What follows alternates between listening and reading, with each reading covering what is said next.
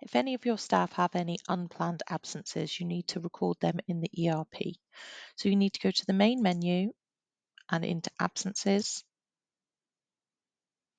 Or if you've set it as favourites by clicking the heart over here, you can go directly to it from the dashboard. So it is always best practice to open all of your employees' previous absences to make sure there is no overlap.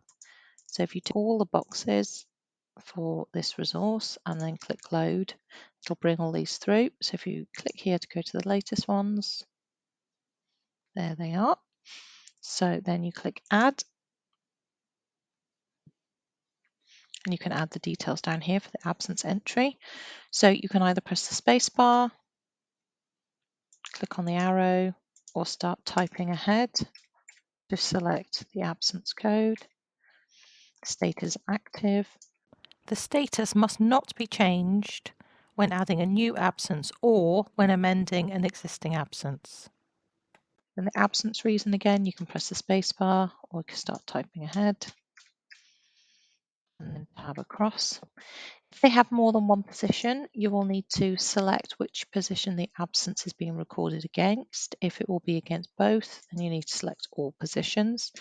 But if they do have more than one position and this absence is allocated to both or all of their positions, then they will come through as separate lines in the absences. So if you do make any amendments, you will have to amend each line.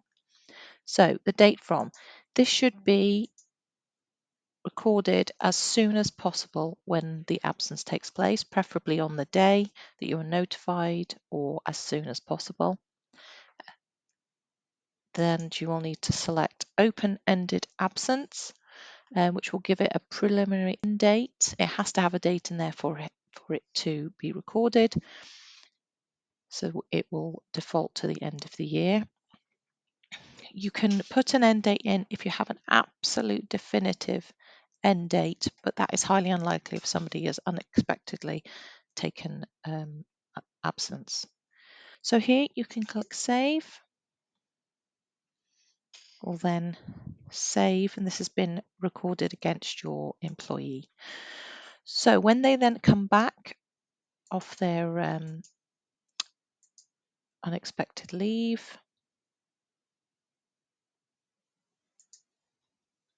you will need to go back into absences, open again. Again, I always think it's good to open them all so that you can see everything.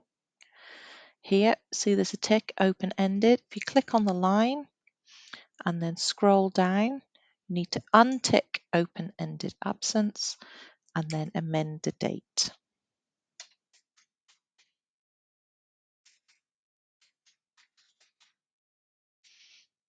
Tab across, and you can click save, and that will be updated.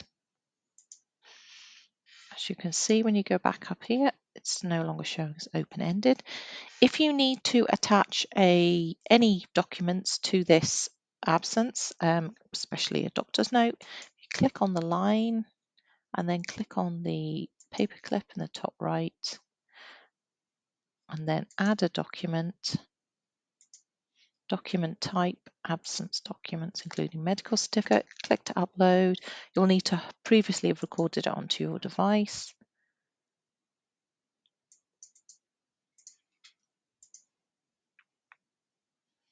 And save. You can then attach. Save, it's showing as saved in there. Okay, so then you can click save again, and that's been attached to that absence.